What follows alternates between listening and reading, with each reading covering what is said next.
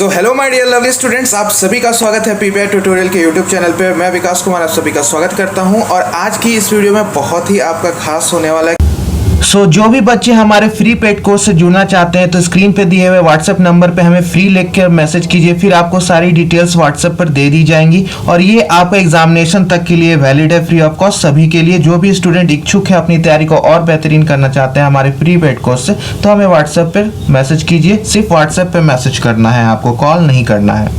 Classes के बारे में आपको टाइम शेड्यूल और कौन सा सब्जेक्ट किस दिन होगा उसके लिए आपको टेलीग्राम चैनल ज्वाइन करना होगा। टेलीग्राम चैनल का नेम है पीपीआई ट्यूटोरियल, स्क्रीन पे भी देख सकते हो, नहीं तो डिस्क्रिप्शन बॉक्स में लिंक है, उसको भी क्लिक करके आप जा सकते हो। जस्ट आपको पीपीआई ट्यूटोरियल सर्च करना होगा टेलीग्राम चैनल पे। वहाँ पर आपको फ्री ऑफ कॉस्ट सारा आपको क्लास का पीडीएफ, टाइम शेड्यूल और सही टाइम पे आने पर आपका टेस्ट भी कंडक्ट कराया जाएगा। आज की क्लास में हम लोग वीवीआई क्वेश्चंस करेंगे for paramedical and paramedical matric Bihar के लिए, और अच्छे से हम लोग पूरा डिटेल में करेंगे विथ एक्स्ट्रा डिटेल।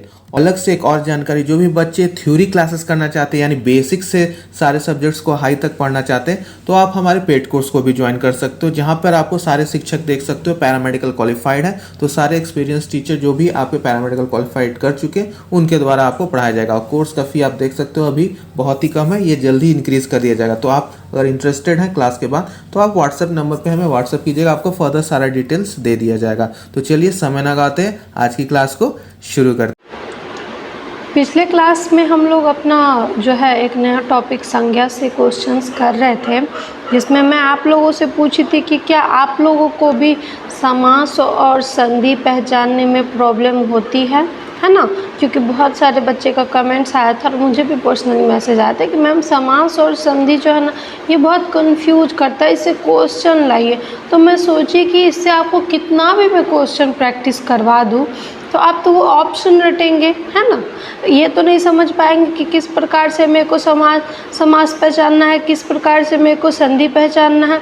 इसलिए मैं इस वीडियो में समास और संधि, ठीक है, समास और संधि का एक कंबाइन वीडियो लाई हूँ, जिससे आप पहचान सकते हैं कि कौन सा जो संधि है शब्द देखने के बाद ये किस प्रकार का संधि है और ये कौन सा समास का भेद है। ठीक है, हम लोग पहले समास से स्टार्ट करेंगे। हालांकि पहले हम लोग को संधि पढ़ना चाहिए, लेकिन संधि थोड़ा बड़ा टॉपिक है ना, संधि थोड़ा बड़ा है क्योंकि उसमें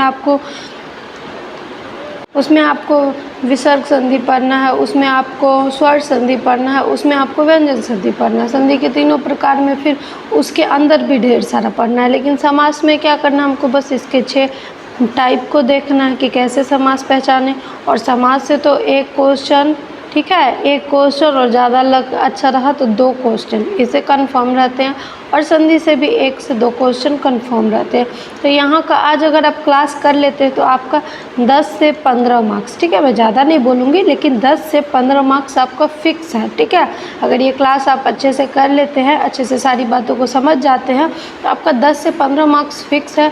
और आप जानते हैं कि एक 5 मार्क्स भी आपके रैंक को बहुत आगे ले जा सकता है और आपके रैंक को बहुत पीछे कर सकता है। ठीक है, क्योंकि एक मार्क्स जो है बहुत इम्पॉर्टेंट होते हैं हमारे कॉम्पिटिटिव एग्ज़ाम में। तो चलिए हम लोग समझते हैं समास को पहले। तो समास क्या है, तो समास का तात्पर्य होता है संक्षिप्तीकरण, है ना। पेड कोर्स वाले बच्चे पढ़े होंगे कि समास क्या होता है, तो इसको दूसरे शब्द में बोल सकते हैं हम लोग संक्षिप्तीकरण।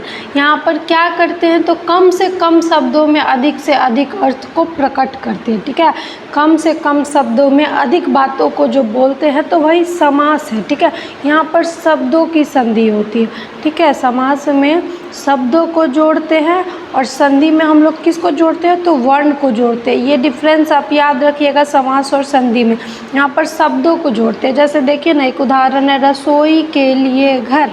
ठीक है, रसोई के लिए घर, ये 4 शब्द हैं, इसके लिए एक शब्द में क्या बोले हम, रसोई घर। ठीक है, अब रसोई घर बोले या रसोई के लिए घर बोले, अर्थ तो एक ही है, लेकिन इन 4 शब्दों को जोड़ के हम लोगों ने एक शब्द में बोला रसोई घर। ठीक है, तो ये क्या हो गया, ये इसका संक्षिप्तीकरण हो गया रसोई के लिए घर, और ये क्या बन गया हमारा समास, रसोई घर। तो समास यही करता है, ठीक है, समास यही करता है, शब्दों को संक्षिप्त करता है, अधिक से अधिक शब्दों को कम से कम शब्द में व्यक्त करना ही बोल सकते हैं। जैसे हाथ के लिए करी, तो एक शब्द में बोल सकते हैं ना इसको हथकरी। ठीक ठीक है, इसको बोल सकते हैं ना हथकड़ी। तो यही है हमारा, ठीक है। समास का अर्थ क्या होता है? संक्षिप्तीकरण। यहाँ पर दो से अधिक शब्दों को मिलाकर एक शब्द में हम लोग जो जोड़ के लिखते हैं उसी को हम लोग क्या कहते हैं? तो समास बोलते हैं, ठीक है। तो रसोई के लिए घर हमारा क्या हो गया? ये हमारा समास हो गया। रसोई के लिए घर ये क्या हो गया? समासिक विग्रह हो गया, ठीक है। और रसोई घर क्या हमारा? समासिक पद है। तो एग्जाम में जो समास से क्वेश्चन आते हैं, ठीक है, एग्जाम में जो समास से क्वेश्चन आते हैं आपको सीधे 4 ऑप्शन दिया रहता है। उसमें से आपको बताना है कि दिया गया जो ऑप्शन है वो कौन सा प्रकार का समास है, ठीक है। एग्जाम में समास से क्या पूछा जाता है कि 4 ऑप्शन दिया गया है, उसमें से बताइए कौन सा बहुव्रीहि समास है, कौन सा अव्ययी भाव समास है ना, कौन सा द्विगु समास है, कौन सा द्वंद्व समास है। तो एग्ज़ाम में जो हमारे पैरामेडिकल के अभी 2006 से लेके हम लोगों ने 2021 तक के क्वेश्चंस को करा, तो क्या पता चला कि समास से सिर्फ यही पूछा जाता है कि जो शब्द है वो कौन सा प्रकार का समास है ना। तो हम लोग कितना भी क्वेश्चंस कर ले, अगर वो मान लीजिए हम लोग 100 क्वेश्चन की और 101वां पूछ दिया तो इसीलिए हम लोग कंसेप्ट को क्लियर करेंगे कि कौन सा समास कौन सा, उसको अच्छी प्रकार से पहचानने के लिए। तो इसमें आता है हमारा पहला अव्ययी भाव समास, ठीक है। समास के टोटल 6 भेद है, जिसमें पहला आता है हमारा अव्ययी भाव समास। तो अव्ययी भाव समास में क्या होता है? इसमें प्रथम पद प्रधान होता है। तो समास अव्ययी भाव समास का हमसे ये पूछने तो नहीं जाता है कि इसकी परिभाषा लिखिए। तो अव्ययी भाव समास में हमको जानना है क्या होता है? इसका प्रथम पद प्रधान होता है, लेकिन उसको पहचानेंगे कैसे इसका प्रथम पद प्रधान है? तो सिंपल है कि अगर शब्द में उपसर्ग लगा हो तो अव्ययी भाव समास है, ठीक है। अगर कोई शब्द रहेगा और उसमें अव्ययी भाव समास रहेगा ऑप्शन में, तो हम लोग को क्या करना है? ऑप्शन पढ़ते जाना। अव्ययी भाव समास जैसे हम बोले प्रतिदिन, ठीक है, प्रतिदिन बोला हमने, और यहाँ पर क्या किया? ऑप्शन में दिया अव्ययी भाव समास, बहुव्रीहि समास, द्विगु समास, द्वंद्व समास, ठीक है, 4 दिया है। तो प्रतिदिन देखेंगे तो क्या आएगा? जो ऑप्शन के साथ जाएंगे अव्ययी भाव समास से पहला। तो अव्ययी भाव समास में क्या होता है? उपसर्ग होता है। इसमें उपसर्ग है, हाँ है, तो अव्ययी भाव समास हो गया। इसी प्रकार से हम लोग को क्या करना है? एलिमिनेशन मेथड से वहाँ पे क्वेश्चन को करना है इस प्रकार के, ठीक है। तो चलिए अव्ययी भाव देख रहे थे। तो अव्ययी भाव समास में क्या होता है कि शब्द में उपसर्ग लगा होता है। और उपसर्ग क्या होता है बच्चों? जो शब्द के आगे में लगता है उसी को हम लोग क्या बोलते हैं? तो उपसर्ग बोलते हैं। तो अव्ययी भाव समास क्या होता है? जिस शब्द के आगे में उपसर्ग लगा हो उसी शब्द को हम लोग क्या बोलते हैं? वो अव्ययी भाव समास होता है। जैसे आज जन्म, तो यहाँ पे हमारा आ उपसर्ग है। प्रति वर्ष, यहाँ पे हमारा प्रति उपसर्ग है। प्रतिदिन, यहाँ पे हमारा प्रति उपसर्ग है। आमरण, यहाँ पर हमारा आ उपसर्ग है। यथाशक्ति, यहाँ पर हमारा यथा उपसर्ग है। आकारण, ठीक है, यहाँ पे अकारण है तो यहाँ पर अ उपसर्ग, ठीक है, यहाँ पे अकारण, यहाँ पर अ उपसर्ग है। आजीवन, यहाँ पर आ उपसर्ग है। ये सभी क्या हो गए? हमारे अव्ययी भाव समास, ठीक है। तो अव्ययी भाव समास में क्या होता है? तो इसमें प्रथम पद प्रधान होता है, ठीक है। तो ये तो कोई टेस्ट नहीं है जो आप एक क्लास के बाद स्कोर बताओगे। तो कुछ बच्चे क्या कर रहे होंगे कि नोट कर रहे होंगे, तो नोट नहीं करना है। इसको मैं PDF ग्रुप में सेंड करूँगी, इसको नोट नहीं करना है। हमारे जो PPI ट्यूटोरियल चैनल का जो टेलीग्राम है, ठीक है, ट्यूटोरियल का जो टेलीग्राम चैनल है, इस पे मैं इसका PDF भेज दूँगी, क्योंकि अभी इतना टाइम नहीं है कि आप नोट करो, है ना। जितने में आप नोट करोगे उतने में 4 बार वीडियो चला के देख लोगे, है ना। और वीडियो देखने से आपका ज़्यादा कंसेप्ट क्लियर होगा, ना कि नोट्स बनाने से। तो अभी इसका नोट्स नहीं बनाना है। संधि और समास दोनों का मैं टेलीग्राम चैनल पे दे दूँगी PDF, ठीक है। तो चलिए आगे बढ़ते हैं, ज़्यादा हम लोग टाइम नहीं लेंगे। हम लोग को 30 से 35 मिनट में क्लास ख़त्म करना है ना। लेकिन ज़्यादा जल्दबाजी भी नहीं करेंगे, अच्छे से पढ़ेंगे। तो हम लोगों ने क्या समझा अव्ययी भाव समास में कि अगर शब्द में उपसर्ग लगा हो तो हम लोग अगर अव्ययी भाव समास पूछेगा, ऐसे पूछ देगा कि निम्नलिखित में से कौन सा अव्ययी भाव समास है, और 4 ऑप्शन दिया रहेगा, ठीक है। हम लोग क्या करेंगे? ऑप्शन देखेंगे कि इसमें कौन सा समास में है ना, कि किस ऑप्शन में जो है अव्ययी भाव समास है। तो 2 ही प्रकार से क्वेश्चन पूछे जाते हैं। एक तो कोई शब्द रहेगा और इसका आपको समास के भेद बताना होगा, या ऐसे रहेगा कि किस शब्द में ये समास है, तो उसमें 4 शब्द रहेगा, ठीक है। 2 ही प्रकार के से आपके एग्जाम में क्वेश्चन पूछे जाएंगे। तो हमको क्या करना होगा? हमको समास पहचानने आना होगा, ठीक है। तो चलिए अव्ययी भाव समास को आगे कंटिन्यू करते हैं। तो अव्ययीभाव समास में पहले हम लोगों ने देखा कि जहाँ उपसर्ग हो, और नेक्स्ट क्या है कि अगर किसी शब्द की पुनरावृत्ति हो रही है तो वो क्या होगा, अव्ययीभाव समास। कौन होगा अव्ययीभाव समास, जहाँ पर किसी शब्द की पुनरावृत्ति हो रही होती है ना, वही होता है हमारा अव्ययीभाव समास। अव्ययीभाव समास को कैसे पहचानेंगे हम लोग, अगर उपसर्ग लगा हो तो हमारा अव्ययीभाव समास है, और अगर किसी शब्द की पुनरावृत्ति हो तो वह हमारा अव्ययीभाव समास है। जैसे धराधर, घर घर, रातों रात, धीरे धीरे, भागम भाग, एक एक। यहाँ पर एक ही शब्द की क्या हो रही है, पुनरावृत्ति हो रही है, एक ही शब्द को दो बार बोल रहे हैं, तो ये क्या हो गया हमारा अव्ययीभाव समास। तो यही हमारा अव्ययीभाव समास। अगर देगा कि बताइए निम्नलिखित में से कौन सा अव्ययीभाव समास, और नीचे 4 शब्द रहेंगे, तो आपको क्या करना है, देखना है कि किसी शब्द में उपसर्ग लगा है। अगर उपसर्ग नहीं लगा है तो क्या उसकी पुनरावृत्ति हो रही है, तो जिस शब्द में उपसर्ग लगा होगा या शब्द की पुनरावृत्ति हो रही होगी वही होगा हमारा अव्ययीभाव समास। तो अव्ययीभाव समास क्लियर, सभी को यस टाइप कीजिए लाइव चैट में। हाँ, नींद नहीं ना आ रही है किसी को। चलिए नेक्स्ट द्विगु समास की ओर बढ़ते।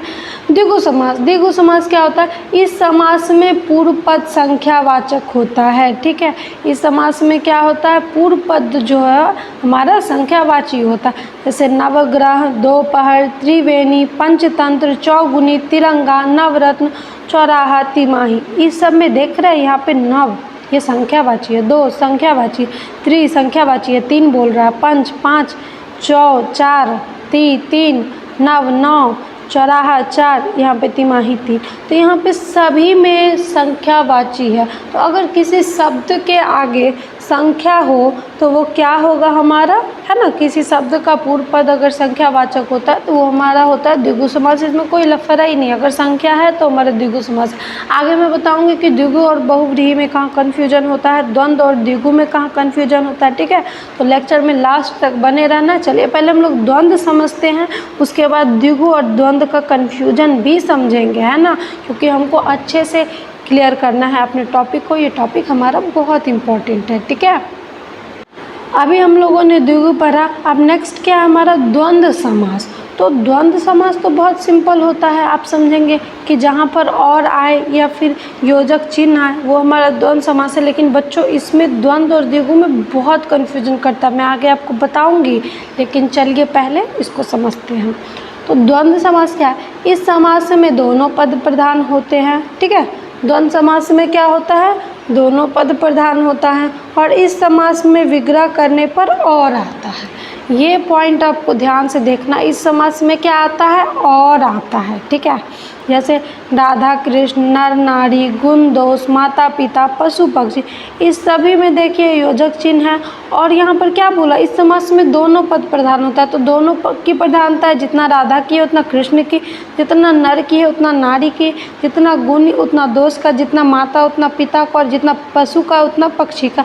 तो ये एक तरह से क्या होता है, दोनों का विलोम शब्द भी होता है। ठीक है, विलोम शब्द भी ये हमारा द्वंद्व समास के अंदर आता है। लेकिन आपको याद रखना है कि दोनों की प्रधानता, और सबसे जो मेन इम्पोर्टेंट है ना कि इस समास का विग्रह करने पर क्या आता है, तो और आता है। ठीक है, अब कन्फ्यूजन कहाँ होता है, 31, 45, 52 ये सभी क्या है, संख्यावाचक है ना, सभी में पहला पद संख्यावाची है। तो अब इसमें बच्चे कन्फ्यूजन करते हैं कि मैम एक तो हमारा, ठीक है, एक तो हमारा क्या कहता है द्विगु समास है, 2 भी द्विगु है, यहाँ पे दशानन में 10 तक भी आता है तो हम द्विगु लिखते हैं ना। फिर आपने क्यों बोला 20 को, ठीक है, 30 को, 40 को, है ना, जो ये है हमारा द्वंद्व समास हो गया। इसको मैं अभी आपको बताऊंगी। अब देखिए जैसे हमारा 31, इसको विग्रह करेंगे तो क्या कहा, 1 और 30, है ना, 1 और 30, 31 क्या है, 1 और 30, 45, 40 और 5, ठीक है, 52, 5 और 2, ठीक है, सॉरी यहाँ पे हाँ 1 और 30 ही होगा। ठीक है, तो इसी तरह जैसे मैं बोलूँ 20, तो ये क्या है, 20 एक संख्या है, इसमें कुछ और नहीं आ रहा है, तो ये क्या हो जाएगा, ये हमारा क्या हो जाएगा, द्विगु समास हो जाएगा। लेकिन मैं बोलूँ 11, ठीक है, तो 11 क्या होता है, 10 और 1 11 होता है ना। अब 1 और 1 11 नहीं बोलना है 10 और 1 11 होता है। ठीक है, तो इसी तरह आपको याद रखना है कि 1 2 3 4 5 6 7 8 9 10, ठीक है। 10 के बाद 11 से लेके 19 तक, फिर 20 हमारा क्या होगा, द्विगु का। तो द्विगु क्या है, पूर्ण संख्या है, ठीक है। द्विगु क्या है, हमारा पूर्ण संख्या है जिसमें और नहीं आता है, ये 100 तक, ठीक है। ये हमारा क्या हो जाता है, तो ये द्विगु हो जाता है। और दंड क्या हो जाता है हमारा, जिसमें और आता है, जैसे 45 52 95 बोलूँ तो 90 और 5। तो जिसका विग्रह में और आता है वो हमारा क्या हो जाएगा, द्वंद्व होगा। जिसका विग्रह नहीं होगा वो हमारा द्विगु होगा, अगर संख्यावाची भी होगा तो, ठीक है।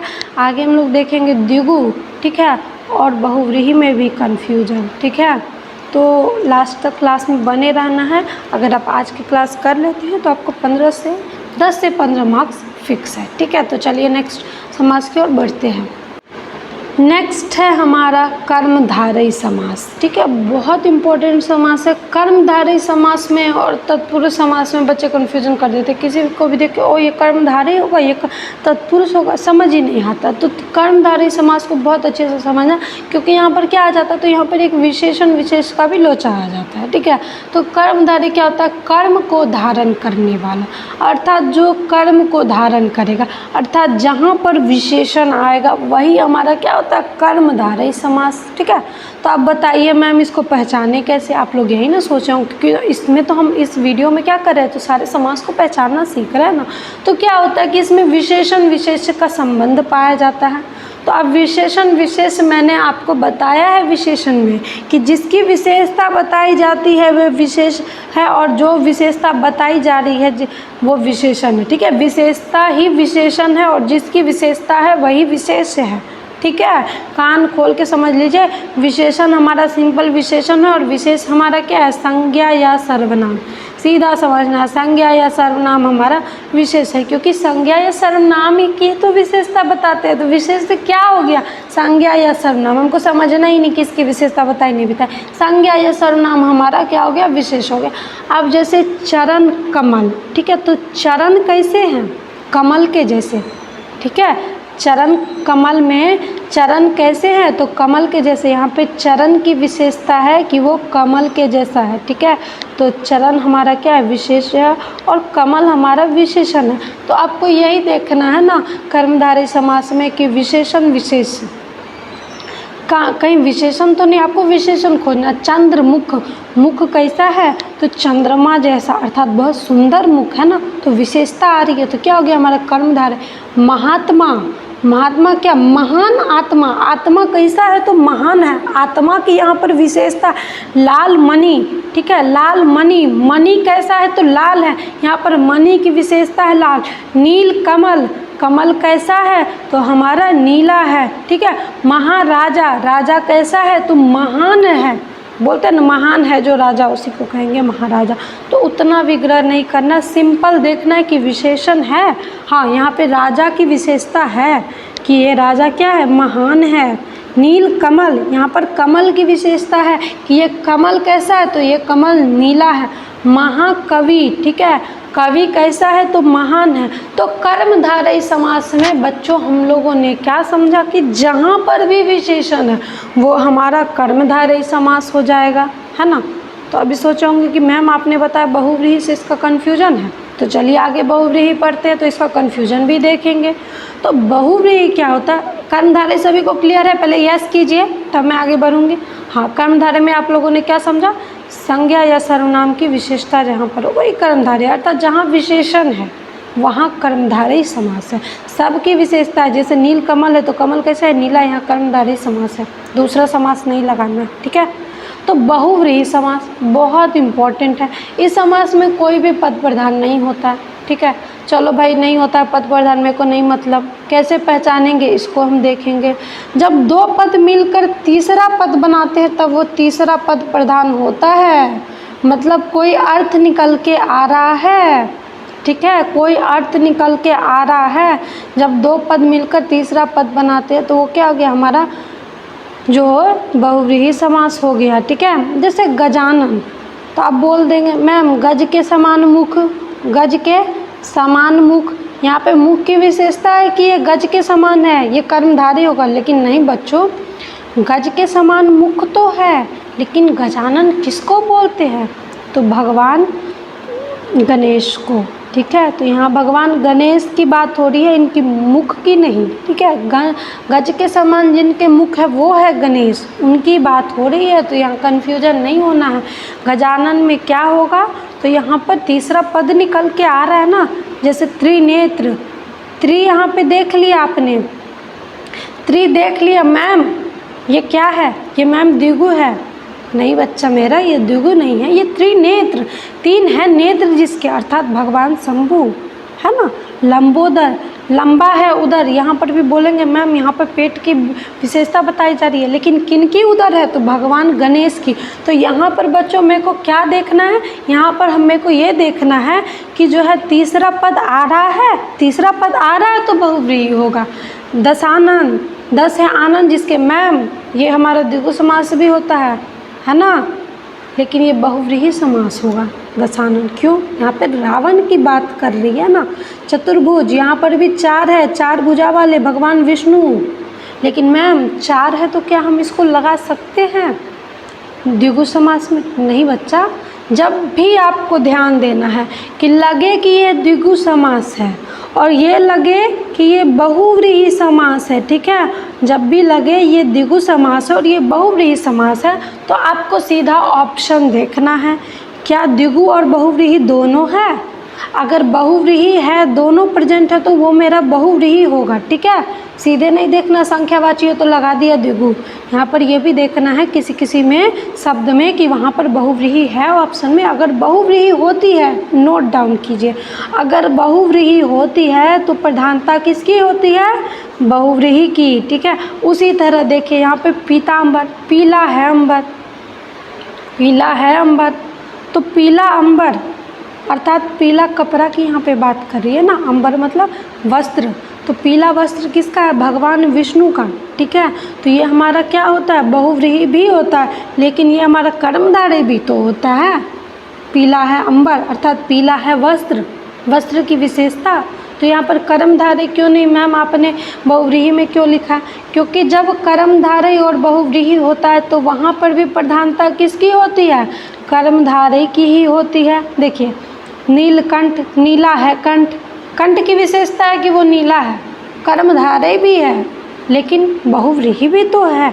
तो यही कंफ्यूज करता है, कर्मधारय समास बहुत ज़्यादा कंफ्यूज करता है ना, क्योंकि जो इसको बोलता है कि नहीं ये कर्मधारय है वही बहुव्रीहि बन जाता है। तो कर्मधारय समास बहुत ज़्यादा कंफ्यूज करता है। आपको कंफ्यूज नहीं होना है, बस ऑप्शन में देखना है कि अगर, ठीक है, बहुव्रीहि समास है तो प्रधानता बहुव्रीहि की होगी। यहाँ पे नोट डाउन मैंने किया, कर्मधारय भी है, ठीक है। ये पीताम्बर और नीलकंठ क्या है, कर्मधारय भी है, लेकिन जब ऑप्शन में क्या हो, बहुव्रीहि नहीं होता है तब कर्मधारय होता है, जब कर्मधारय होता है तो प्रधानता बहुव्रीहि की होती है, ठीक है। तो यहाँ तक सभी को क्लियर, बहुव्रीहि और द्विगु में कन्फ्यूजन, बहुव्रीहि और कर्मधारय में कन्फ्यूजन क्लियर। सभी को यस टाइप कीजिए तब हम लोग आगे बढ़ेंगे, ठीक है। तो सभी को क्लियर है। और अगर अभी तक पीपीआई ट्यूटोरियल का टेलीग्राम चैनल नहीं ज्वाइन किए हैं तो ज्वाइन कर लीजिए, क्योंकि मैं इसका पीडीएफ, ठीक है, मैं इसका पीडीएफ आज ग्रुप में भेज दूंगी, ठीक है।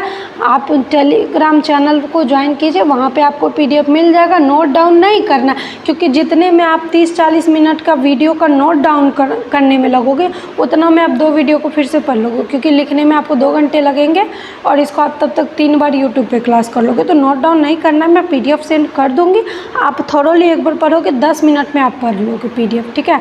तो लिखने में ज़्यादा टाइम वेस्ट नहीं करना है। एग्ज़ाम में मात्र 7 से 8 दिन बच गए, इसमें हमको वही पढ़ना है जो हमारे एग्ज़ाम के लिए इम्पोर्टेंट है, वही करना है जो दिमाग में घुसाना है। नोट्स रखा रह जाएगा, है ना। और एग्ज़ाम हॉल में हमको कॉपी ले जाने नहीं मिलेगा कि कॉपी से देख के बता दूँ।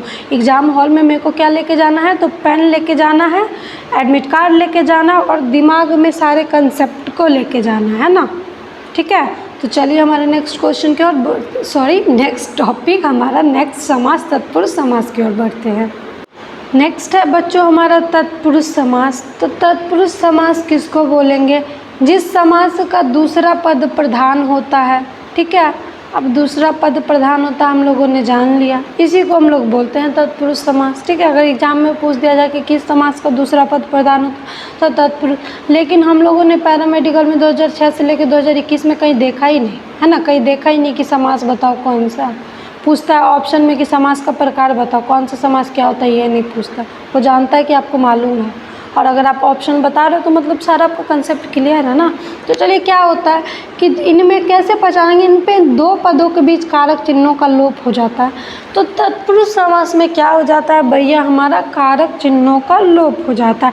तो तत्पुरुष समास पहचानने के लिए अगर बोला जाएगा कि निम्नलिखित में कौन सा तत्पुरुष समास है, तो वहाँ मेरे को क्या करना होगा, समास विग्रह करना ही होगा। जैसे हम यहाँ पर क्या है, माखन चोर, तो माखन को चुराने वाला, यहाँ पर को कारक चिन्ह आ गया, ठीक है, यहाँ पर को कारक चिन्ह आ गया, तो भैया ये क्या है, ये हमारा तत्पुरुष समास है। यहाँ पे अब ये नहीं देखना माखन को चुराने वाले हमारे भगवान कृष्ण है, नहीं, यहाँ पर माखन को चुराने वाला, जहाँ पर भी कारक चिन्ह का लोप होगा वो हमारा तत्पुरुष समास हो जाएगा, नहीं तो अपवाद ही अपवाद हो जाएंगे ना। धनहीन, धन से हीन, देशभक्ति, देश के लिए भक्ति, रोग मुक्त, रोग से मुक्त, गंगा जल, गंगा का जल, आप बीती, आप पर बीती, सभी में देख रहे हैं क्या है, कारक चिन्ह आ रहा है समास विग्रह करने पर। तो तत्पुरुष समास सीधा हम लोग एक वाक्य में समझेंगे, किसको बोलेंगे, जहाँ पर हमारा कारक चिन्ह का लोप हो जाएगा, मतलब जिसका समास विग्रह करने पर मेरे को कारक चिन्ह नजर आएगा, वो क्या है, हमारा तत्पुरुष समास है। तो यही आपका छठवां समास का प्रकार है, तत्पुरुष समास, ठीक है। तो नोट में यहाँ पे कि कर्ता और संबोधन कारक छोड़कर बाकी सभी तत्पुरुष समास में आते हैं। हाँ भैया, कर्ता तत्पुरुष समास नहीं होता और संबोधन तत्पुरुष समास नहीं होता है, लेकिन सारा होता है। तत्पुरुष समास के भी 6 भेद हैं, ठीक है। तो 6 भेद में से प्रश्न नहीं पूछा जाता। मैं जो पेड कोर्स में पढ़ाई थी तो तत्पुरुष समास के 6 भेद भी पढ़ाई थी, है ना। तो यहाँ पर बस आपको इतना देख लेना। तो मुझे लग रहा है कि समास सभी का क्लियर है। तो एक बार सभी को कमेंट्स में टाइप करो कि मैम समास क्लियर हो गया। और अभी हमारा सॉरी बच्चों 25 मिनट लग गया है इसी में समास में। तो आगे मैं कंटिन्यू करती हूँ क्लास, क्योंकि ज़्यादा टाइम नहीं है, ठीक है, ज़्यादा टाइम नहीं है, इसलिए इसी क्लास को मैं कंटिन्यू करती हूँ और संधि भी आज ही कंप्लीट करूँगी। तो सभी को अगर नींद आ रहा है तो पास में पानी ले लीजिए, है ना, पास में पानी ले लीजिए और अच्छे से कंसेप्ट क्लियर कीजिए अपना संधि और समास का, ठीक है। तो चलिए हम लोग बढ़ते हैं संधि की तरफ। संधि में सबसे पहले समझेंगे कि संधि क्या होती है। तो यहाँ पे 2 वर्णों की संधि होती है, अर्थात 2 वर्ण को मिलाते हैं, ठीक है। संधि क्या होता है कि 2 वर्णों के आपस में मिलने से जो विकार उत्पन्न हो, मतलब 2 वर्ण मिलाने पे जो शब्द बनता है उसी को क्या बोलते हैं हम लोग, संधि कहते हैं। यहाँ पे वर्णों का मेल होता है, ठीक है, यहाँ पे अंतिम और अंतिम वाला वर्ण का मेल होता है। संधि के 3 भेद है, स्वर संधि, व्यंजन संधि, विसर्ग संधि। ये सभी समझ गए, ये सभी को आता है, क्लास 1 से हम लोग संधि पढ़ रहे हैं, ठीक है। तो अब मेरे को इसमें एग्जाम में क्वेश्चन कैसे आते हैं, इसमें जब स्वर संधि से आपको क्वेश्चन पूछा जाता है तो एक लिखा रहता है कोई शब्द, जैसे गिरीश, आपको बताना रहता है कि इसमें कौन सा संधि, और स्वर संधि के 4 उदाहरण होते हैं, ठीक है, स्वर संधि के 4 उदाहरण होते हैं। और व्यंजन संधि और विसर्ग संधि से जो क्वेश्चन आता है तो इसमें संधि विच्छेद के लिए आता है कि निम्नलिखित शब्द का आप संधि विच्छेद कीजिए, या फिर विच्छेद दिया रहता है आपको उसका संधि करना है, ठीक है। इसी प्रकार के क्वेश्चन रहते हैं। कभी कभी ऐसा भी रहता है कि वो स्वर संधि का उदाहरण होता है और उसमें क्या कहता है, घुसा देता है स्वर संधि, व्यंजन संधि, विसर्ग संधि, या फिर दे देता है इनमें से कोई नहीं। तो मतलब 2 तरह से क्वेश्चन पूछे जाते हैं, या तो आप विच्छेद कीजिए या तो आप पहचानिए। लेकिन ज़्यादातर है ना, ज़्यादातर संधि पहचानने को आता है हमारे एग्जाम में। 2021 में नहीं था संधि से क्वेश्चन, लेकिन 2020 में जो था संधि से पहचानने को था। और जब आपने प्रीवियस ईयर किया तो देखा कि ज़्यादातर जो है एग्ज़ाम में, ज़्यादातर ईयर के एग्ज़ाम में क्या था, तो संधि का हमको भेद पहचानना था, इसलिए स्वर संधि का भेद अच्छे प्रकार से पढ़ेंगे, ठीक है। और इसका मैं उतना विग्रह में नहीं जाऊँगी, नहीं तो क्लास हमारा 5 घंटे का चलेगा, ठीक है। तो 5 घंटे का क्लास नहीं करना है, क्लास हम लोग को लिमिट में ही करना है, क्योंकि जितने क्वेश्चन आते हैं मेरे को उतने करना है, ठीक है। तो चलिए स्वर संधि से स्टार्ट करते हैं, फिर व्यंजन संधि करेंगे, फिर हमारा विसर्ग संधि करेंगे, ठीक है। तो सबसे पहले बच्चों स्वर संधि क्या होता है, तो स्वर संधि में क्या होता है, एक स्वर के साथ, ठीक है, एक स्वर के साथ दूसरे स्वर के मेल से जो परिवर्तन होता है, मतलब एक स्वर को दूसरे स्वर के साथ मिला के जो नया शब्द बनाते हैं, जैसे हिम। तो यहाँ पर क्या है, हिम में अ है, ठीक है, स्वर व्यंजन पर स्वर पढ़ा है ना, स्वर वर्ण, तो क्या है यहाँ पे अ वर्ण है। आले में क्या है, यहाँ पर आ है, ठीक है, आले में क्या है, यहाँ पर हमारा आ है, ठीक है। और यहाँ पर क्या है, और आ मिलके क्या बनाता है, हमारा आ बनाता है। ठीक है, तो आ बना दिया और मिलके क्या बन गया, हिमालय।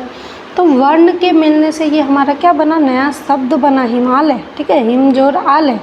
इत्यादि, इत्यादि में क्या है, ई है। ठीक है, सही है, प्लस आ है। ये ई और आ मिलके क्या बनाता है, या बनाता है। तो ये क्या बन गया हमारा, इत्यादि। मैं अच्छे से पढ़ाई थी, आपको संधि करना है ना, पेड कोर्स वाले बच्चे का अच्छे से किया होगा। लेकिन चलिए, यहाँ पे मेरे को एग्ज़ाम के लिए पढ़ना है ना, डिटेल में कितना जाएंगे, 7-8 दिन में कितना ही पढ़ सकते हैं ना। तो चलिए, फास्ट रिवीजन हो रहा है। तो अब हम लोगों ने स्वर संधि को पहचान लिया कि स्वर संधि क्या है। यहाँ पर एक स्वर का दूसरे स्वर के साथ संधि करते हैं, हमारा स्वर संधि है।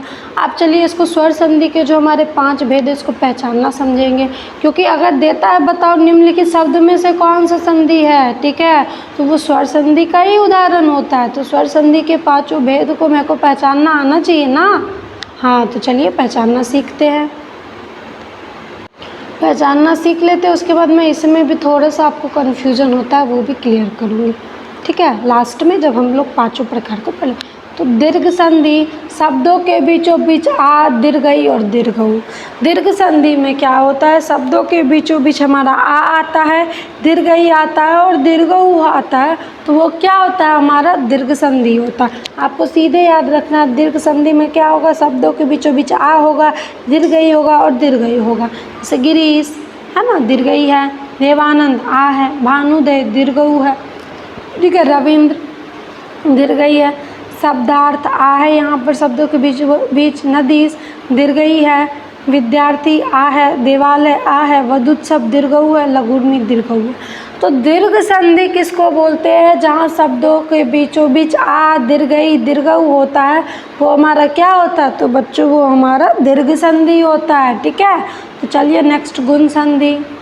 गुण संधि में क्या होता है, शब्दों के बीचों बीच ए, ओ अथवा अंतिम वर्ण में र की मात्रा। अब र की मात्रा क्या होती है, जो रेफ लगाते हैं। ठीक है, तो सुरेंद्र ए है ना, ए मैंने बोला, सॉरी ये छोटी ए है। ठीक है, ये छोटी है, इसमें नहीं होता। सुरेंद्र, सहोदर, देवर्षि, महेंद्र, राजेंद्र, महेश, वनोत्सव, सर्वोदय। ठीक है, सर्वोदय में देखिए ओ है, महोदय में ओ है, राजर्षि में र की मात्रा है, सप्तर्षि में र की मात्रा है, महर्षि में र की मात्रा है ना। सुरेंद्र में भी देखा कि ए है, सहोदर में ओ है, देवर्षि में क्या है, तो ये हमारी र की मात्रा है। महेंद्र में ए है, राजेंद्र में ए है, महेश में है, वनोत्सव में ओ है। तो क्या होता है हमारा गुण संधि, कि शब्दों के बीचों बीच ए और ओ होता है। ठीक है, शब्दों के बीचों बीच ए और ओ होता है, तो वो क्या होता है हमारा गुण संधि। अब बात करें यन संधि, तो यन संधि किसको कहेंगे, जब शब्दों के बीचों बीच य अथवा व हो। ठीक है, ये सबसे सिंपल है कि शब्दों के बीचों बीच य अथवा व होता है तो क्या होता है, हमारा यन संधि होता है। नहीं, वो हमारा अयादि संधि होता है। यन संधि में आपको क्या देखना, कि शब्दों के बीचों बीच य और व हो, लेकिन उससे पहले आधा वर्ण आए। ठीक है, शब्दों के बीचों बीच य और व, और य व से पहले आधा वर्ण आए तो क्या होता है हमारा यन संधि। लेकिन अगर त्र भी होता है तो वो क्या हो जाता है हमारा यन संधि। तो यन संधि में हम लोगों ने क्या देखा, शब्दों के बीचों बीच य आए, शब्दों के बीचों बीच व आए, या शब्दों के बीचों बीच त्र आए, लेकिन य और व से पहले आधा वर्ण होता है, त्र से पहले आधा वर्ण नहीं होता है। ठीक है, तो सभी को क्लियर है यन संधि। जैसे देखिए अत्याचार, य है आधा वर्ण है, य है आधा वर्ण है, य है आधा वर्ण है, व है आधा वर्ण है, त्रा है बीच में, त्रा है बीच में, ये पित्रादेश है। ठीक है, अत्याचार, अव्यय, अभ्यास, स्वागत, पित्रादेश, मात्रादेश। ठीक है, ये मात्रादेश है, सॉरी मात्रादेश है। तो क्या देखा हम लोगों ने यन संधि में, कि शब्दों के बीचों बीच य और व आता है, उससे पहले हमारा आधा वर्ण आता है। य और व आधा वर्ण ना आए तो अगर बीच में त्र भी आए तो वो क्या होता है, तो वो हमारा यन संधि होता है। सभी को क्लियर है, तो आगे बढ़े। हाँ, सभी को क्लियर है। नेक्स्ट है हमारा वृद्धि संधि। तो वृद्धि संधि किसको बोलते हैं, जब शब्दों के बीचों बीच औ और ए आए। अब तो ओ और ए वाला पढ़े थे, है ना, गुण संधि में। वृद्धि संधि में आ गया औ और ए। ठीक है, तो ये हमारा क्या हो गया, वृद्धि संधि।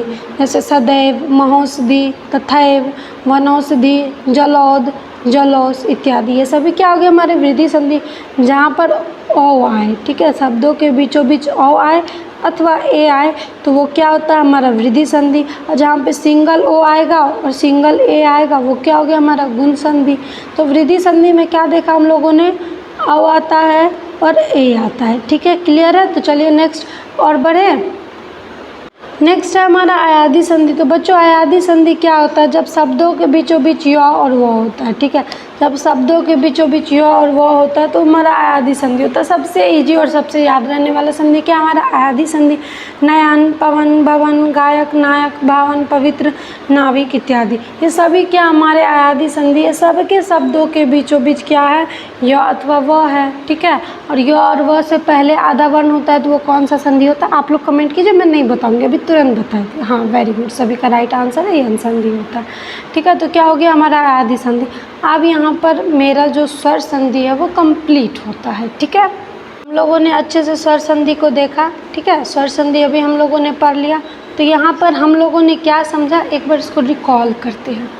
5 है, दीर्घ है, ठीक है, यन है, अब मैं पास पास लिख रही हूँ क्योंकि ये दोनों यन और अयादी को रिलेटेड है, ठीक है, यन है, अयादी है, दीर्घ यन अयादी, बोलिए, गुण और वृद्धि संधि।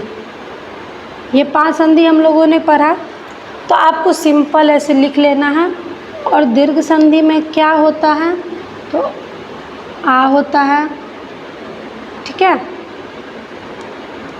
आ होता है, ठीक है, दीर्घ ई होता है और दीर्घ ऊ होता है, ठीक है। तो क्या होता है हमारा दीर्घ संधि। यन संधि में क्या होता है बच्चों, बताइए। यन संधि में य या व होता है और य व से पहले क्या होता है, आधा वर्ण, ठीक है, य व से पहले होता है आधा वर्ण। और अयादी, अयादी में क्या होता है, य और व होता है। तो यहाँ पे कहीं पे कंफ्यूज नहीं होना, य और वो देख के यन है कि अयादी है। यन और अयादी को कोरिलेट कर दीजिए। जब यन है तब य वो से पहले आधा वर्ण है, जब अयादी है तो य और वो है। अब आता है हमारा गुण और वृद्धि।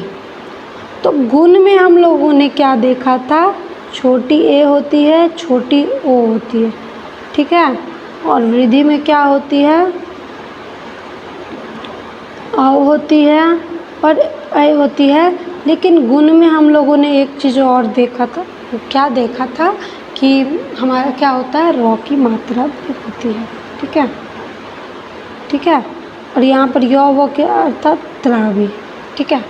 तो एक लाइन में हम लोग समझेंगे कि दीर्घ कब होता है, जब आ होता है, दीर्घ ही होता है, दीर्घ होता है। यन कब होता है, जब य होता है, व होता है, उससे पहले आधा वर्ण होता है या त्र होता है। आदि कब होता है, जब य होता है, वो होता है, य वो में कंफ्यूज नहीं होना। गुण कब होता है, जब होता है ए होता है, औ होता है, अंतिम वर्ण में र की मात्रा होती है। वृद्धि कब होती है, जब औ होता है, ए होता है। तो ये हमारा यहाँ पर स्वर संधि कंप्लीट हो रहा है। और स्वर संधि के ही प्रकार पूछे जाते हैं कि बताइए निम्न में से कौन सा स्वर संधि है, ठीक है। तो सभी को ये क्लियर कर लेना है अच्छे से, ठीक है। तो चलिए हम लोग नेक्स्ट संधि व्यंजन संधि को समझते हैं। नेक्स्ट संधि हमारा व्यंजन संधि। इसमें क्या होता है, दो वर्णों में संधि होती है तो उनमें पहला यदि व्यंजन होता है और दूसरा स्वर या व्यंजन होता है तो उसे हम व्यंजन संधि कहते हैं। अभी हम लोगों ने स्वर संधि में क्या देखा था, तो वहाँ पर क्या हो रहा था कि पहला भी स्वर दूसरा भी स्वर, तो वो स्वर था। लेकिन व्यंजन में क्या होता है कि पहला जो है वो हमारा क्या होना चाहिए, तो वो हमारा व्यंजन ही होना चाहिए, व्यंजन वर्ण होना चाहिए, दूसरा चाहे स्वर हो या वर्ण व्यंजन हो, ठीक है। जैसे सज्जन, तो इसमें क्या है आपको पहचानना भी है और विग्रह में मैं सिखाऊंगी, ठीक है। संधि विच्छेद भी मैं बताऊंगी, ठीक है। तो क्या है, अगर किसी शब्द में च च, ज ज, ट ट, न न और ल ल इतना ही है, जब सौ होता है तो दूसरा विग्रह का नियम लगता है, जब सौ होता है तो दूसरा होता है, ठीक है। इसलिए आप इसको ध्यान से देखिए, च च, ज ज, ट ट, न न, ल ल। जब ऐसा आए तो क्या होता है कि ये जो आधा वाला च है, ये आधा वाला ज है, ये आधा वाला ट है, ये आधा वाला न है, ये आधा वाला ल है, सभी किस में बदल जाता है, हमारा आधा त में बदल जाता है। कब, तो संधि विच्छेद करते वक्त। जैसे सज्जन, सत प्लस जन, ठीक है, क्या किए, आधा वर्ण को तो में बदल दिए। उच्चारण उसी प्रकार है, उत जोड़ चारण, उल्लेख उत जोड़ लेख, जगन्नाथ जगत जोड़ नाथ, तट्टिका तत् जोड़ टीका, उज्ज्वल उत जोड़ ज्वल, तल्लीन तत् जोड़ लीन, है ना। सच्चरित सत जोड़ चरित, उल्लास उत जोड़ लास, उन्नत उत जोड़ नत। तो आप लोगों ने क्या देखा, व्यंजन संधि का पहला नियम है कि जो होता है तो उसको आधा तो में बदल देते, चौ होता है तो आधा तो में बदल देते, टोटो होता है, नोनो होता है, लोलो होता है, तो आधा वर्ण को आधा तो में बदल देते। हम लोगों ने यही देखा किसमें, व्यंजन संधि में। और आप इससे भी जान गए ना कि अगर चौचो जो टोटो नोनो है तो क्या हो गया, ये हमारा व्यंजन संधि हो गया, ईजी, ठीक है। तो चलिए नेक्स्ट नियम की ओर बढ़ते हैं, इसमें हम लोग संधि विच्छेद को देखेंगे, ठीक है। नेक्स्ट है हमारा कि 1 का 3 और 1 का 5 नियम। 1 का 3 और 1 का 5 क्या करते हैं, तीसरा वर्ण और पांचवें वर्ण को क्या करते हैं, तीसरे वर्ण और पांचवें वर्ण को हम लोग पहले में बदल देते हैं, ठीक है। तो अगर ऐसा भी रहेगा कि स्वर रहे, फिर व्यंजन रहे और विसर्ग रहे, तो आप क्या कर सकते हैं, उसका समास ये क्या कहते हैं, विच्छेद भी तो कर सकते हैं, है ना। तो जगदीश, क्योंकि यहाँ पे दीर्घई आ रहा है, लेकिन यह क्या है, हमारा दीर्घई वाला नहीं है ना।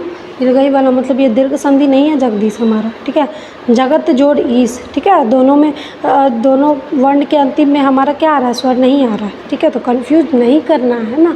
जगदीश, तीसरा वर्ण है तो, थ, द, तीसरा वालों को क्या बदल दिए, तो में, है ना। तीसरा वर्ण था तो संधि विच्छेद करते समय तो में बदल दिए। दो को वागीस, वाक जोड़ ईस, सद्धर्म सत जोड़ धर्म, उद्भाव उत जोड़ भाव, दिग्गज दिक जोड़ गज, दिग्भ्रम दिक जोड़ भ्रम, वांगमय वाक जोड़ मई।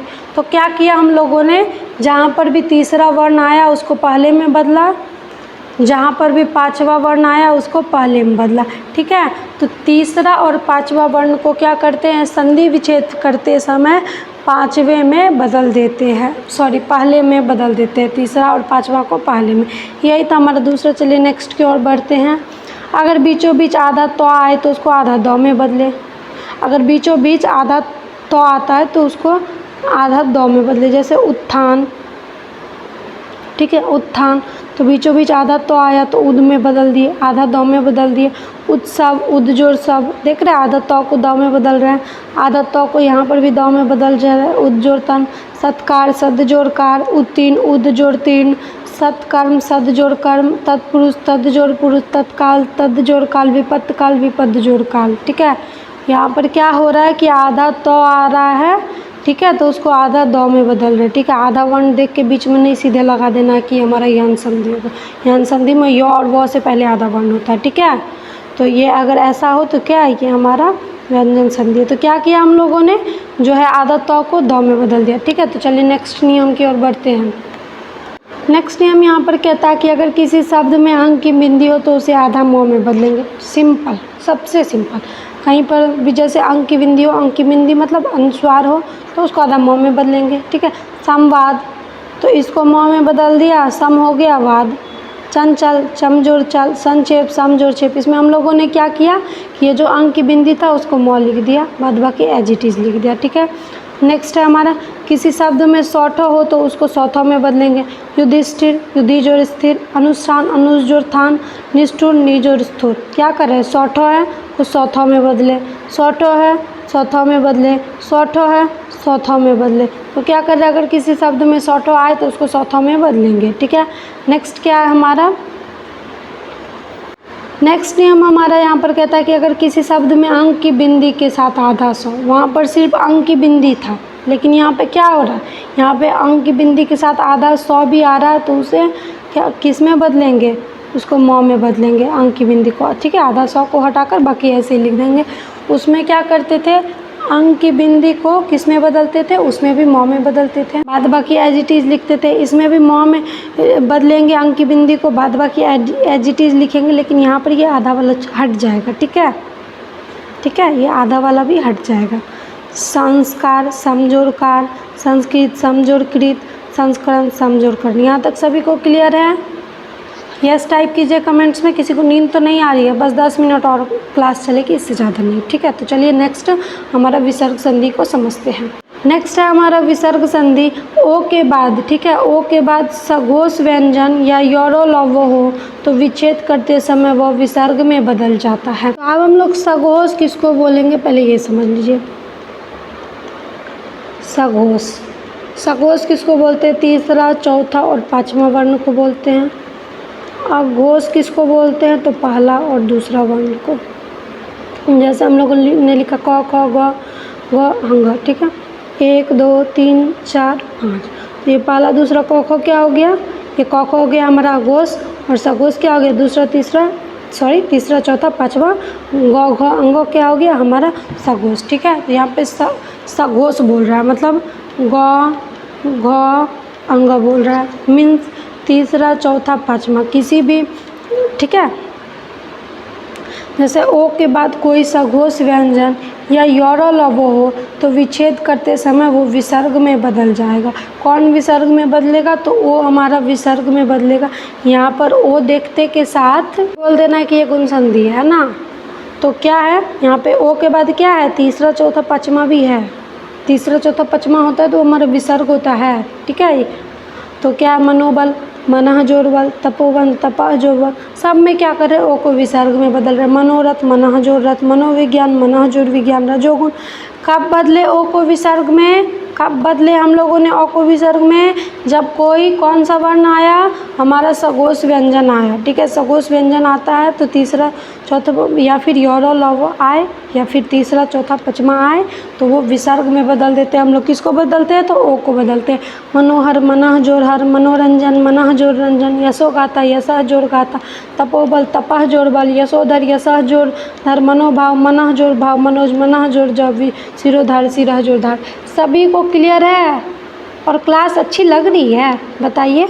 तो क्लास अच्छी लग रही है तो सभी को क्लास को लाइक कीजिए, है ना, ठीक है। सभी को क्लास को लाइक कीजिए और टेलीग्राम चैनल को अभी ज्वाइन कर लीजिए, क्योंकि मैं इसका PDF जो है टेलीग्राम चैनल पे डालूंगी। टेलीग्राम चैनल पे आपको कैसे जाना है? डिस्क्रिप्शन में लिंक है। अगर डिस्क्रिप्शन के लिंक से नहीं खुलेगा टेलीग्राम तो आपको सिंपल टेलीग्राम खोलना है, उसमें PPI ट्यूटोरियल सर्च करना है। PPI ट्यूटोरियल जब आप सर्च करोगे तो एक होगा प्राइवेट चैनल, एक होगा पब्लिक चैनल, ठीक है।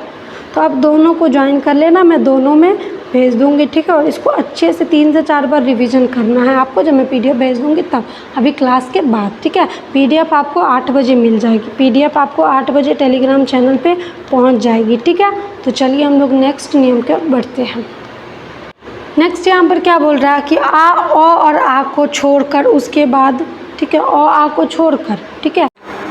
नेक्स्ट नियम है हमारा कि ओ आ को छोड़कर, ठीक है, ओ आ को छोड़कर अर्थात ओ और आ स्वर को छोड़कर उसके बाद जो दंत सौ, तालव्य सौ, मूर्धन्य सौ के बाद कोई अघोष व्यंजन हो तो विच्छेद करते समय ये तीनों आदेशों का विसर्ग में परिवर्तन नहीं होता। क्या बोल रहा है कि ओ आ को छोड़कर, ठीक है, मतलब अ स्वर नहीं होगा और आ स्वर नहीं होगा, उसके बाद कोई सा भी स्वर हो, हर्षई हो, दीर्घई हो, हर्षौ हो, दीर्घऊ हो, ठीक है, ओ हो, आओ हो, कुछ भी हो, ठीक है। अ आ को छोड़कर इस सब के बाद, ठीक है, इस सब स्वर के बाद आधा जो होता है लघु स हो, दंत स हो या फिर दंत स हो, ठीक है। तो इसका क्या होता है? विसर्ग में परिवर्तन हो जाता है। किसका? ये आधे वाले सौ का। जैसे निश्चय, यहाँ पे क्या है? हर्षई है, उसके बाद आधा सौ है, निह जोड़ चल हो गया। यहाँ पर भी हर्षई के बाद सौ है, निह जोड़ चल हो गया। इसी तरह निस्तार में, इसी तरह निस्तारन में, इसी तरह निफल में, ठीक है, निष्फल में, तो निह जोड़ फल हो गया। चतुष्पद, चतुः जोड़ फल, क्योंकि यहाँ पे ऊ है, ठीक है। ऊ के बाद मूर्धन्य स्व है आधा। निष्काम, दुष्परिणाम, बहिष्कार, दुष्कर, ठीक है। ऊ के बाद है हरिश्चंद्र, तो हर्षई के बाद आधा स्व है। चतुष्कोण, ऊ के बाद आधा मूर्धन्य स्व है। तो यहाँ पर क्या हुआ है कि कोई एक स्वर आया है ओ आ को छोड़कर, ओ आ को छोड़कर किसी भी स्वर के बाद क्या आया है? ये तीनों जो है आधा स्व आया है, ठीक है। तो ये तीनों जो आधा स्व आया है, ठीक है, और ये आधा स्व के बाद क्या आया है? अघोष आया है। इसके बाद भी आपको देखना है कि पहला या फिर दूसरा वर्ण ही हो, छ दूसरा वर्ण, तो पहला वर्ण, दूसरा वर्ण, पहला वर्ण, पहला वर्ण, पहला वर्ण, पहला वर्ण, पढ़ना वर्ण, मतलब क्या हो रहा है कि अ आ को छोड़कर कोई सा भी स्वर हो, उसके बाद ये तीनों आधा स्व हो और उसके बाद पहला या दूसरा वर्ण हो, तो क्या होता है हमारा कि ये जो आधे वाले स्व को विसर्ग में परिवर्तन कर देते हैं। ये नियम यही करता है। ठीक है, तो सभी को क्लियर है। चलिए नेक्स्ट नियम की ओर बढ़ते हैं।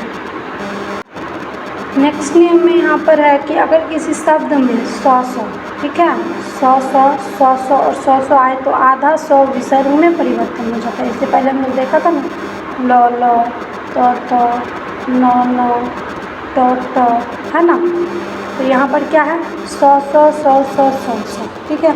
हो जाए तो क्या करते हैं, आधे वाले सौ को हम लोग विसर्ग में बदल देते हैं। जैसे निशब्द नी जोड़ शब्द, निस्तार नी जोड़ तार, दुस्शासन दुह जोड़ शासन, निसंदेह नी जोड़ संदेह, निःशुल्क नी जोड़ शुल्क, निशांत नी जोड़ शांत, दुस्साहस दुह जोड़ साहस।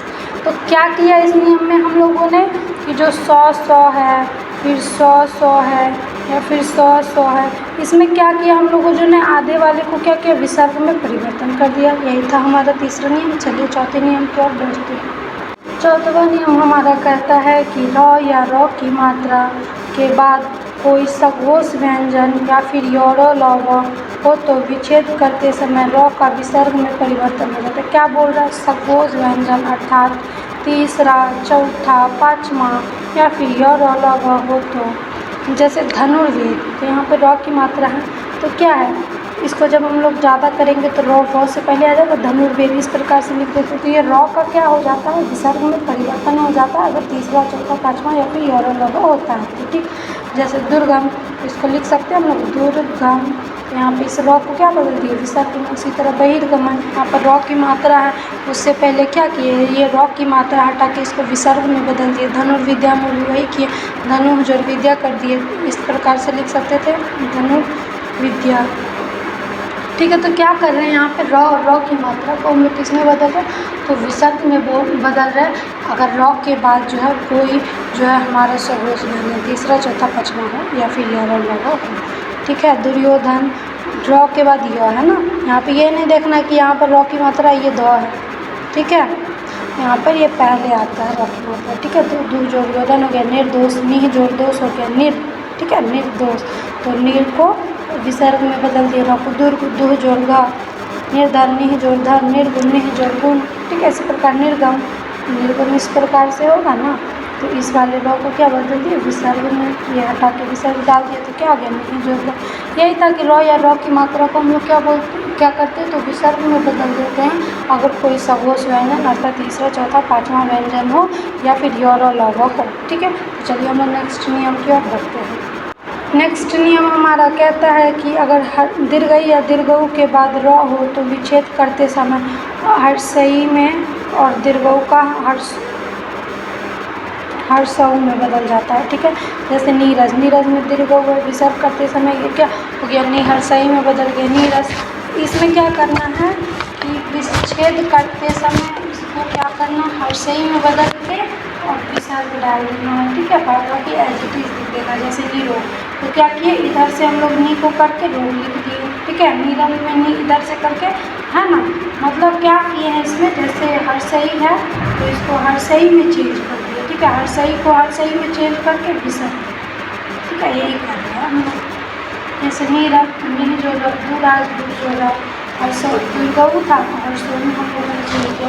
फिर लास्ट नियम है, अगर किसी शब्द में आधा सौ हो तो, ठीक है, आधा तालव्य सौ हो या फिर आधा दंत सौ हो तो उसके बाद कोई अघोष व्यंजन बोले तो पहला, दूसरा, ठीक है, हो तो विच्छेद करते समय सौ को विसर्ग में परिवर्तन। तो मतलब क्या कह रहा है कि अगर किसी शब्द में आधा तालव्य सौ हो और आधा दंत सौ हो और उसके बाद क्या हो, तो उसके बाद कोई अघोष व्यंजन अर्थात पहला, दूसरा हो। ठीक है, क्या करते हैं हम लोग, इस आधे सौ के बाद पहला, दूसरा होता है तो इस आधे वाले को विसर्ग में बदल देते हैं। जैसे नमस्कार है तो नमः जोड़ कार हो गया, आश्चर्य हो गया, आह जोड़ चर हो गया, श्रेष्ठकर हुआ, श्रेष्ठ जोड़ करिए, आधा सौ को क्या किए, विसर्ग में बदल दिए। मनस्ताप, मनः जोड़ ताप, मनस तेज, मनः जोड़ तेज, ये आधे वाले सौ को क्या कर दिए, तो हम लोग विसर्ग में बदल दिए। यही कह रहा है कि आधे वाले सौ को क्या कहते हैं, विसर्ग में बदल देते हैं, बाद बाकी एज इट इज बोल देते। तो ये था हमारा विसर्ग संधि का विच्छेद। ठीक है, आप लोगों ने देख लिया। तो कभी कभी ऐसा क्वेश्चन पूछता ना कि एक विच्छेद किया हुआ रहता है और आपको बताना कि वो कौन सा संधि है। ठीक है।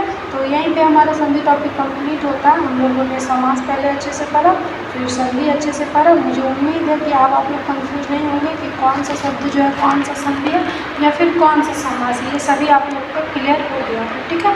तो आप लोग आज की क्लास में बस इतना ही रहने देंगे, हम लोग मिलेंगे नेक्स्ट क्लास में। अगर टेलीग्राम को नहीं ज्वाइन किया तो टेलीग्राम को हमारा ज्वाइन कर लीजिए, वहाँ आपको इसका आज की क्लास का PDF मिल जाएगा, ठीक है। और अगर आज की क्लास अच्छी लगी हो तो कमेंट्स में फीडबैक दीजिए कि आपको आज की क्लास कैसी लगी और कितनी हेल्पफुल लगी, ठीक है। अगर आपको हेल्पफुल लगी है तो अपने फ्रेंड्स के साथ इस क्लास को शेयर कीजिए, ताकि उनको भी, ठीक है, उनको भी बेनिफिट हो और वो भी अपने एग्ज़ाम में बेटर कर पाए, अपना संधि और ये जो समाज का टॉपिक है क्लियर कर ले, ठीक है। तो बस मिलेंगे हम लोग नेक्स्ट क्लास में, तब तक के लिए पढ़ते रहिए। Goodbye, good night.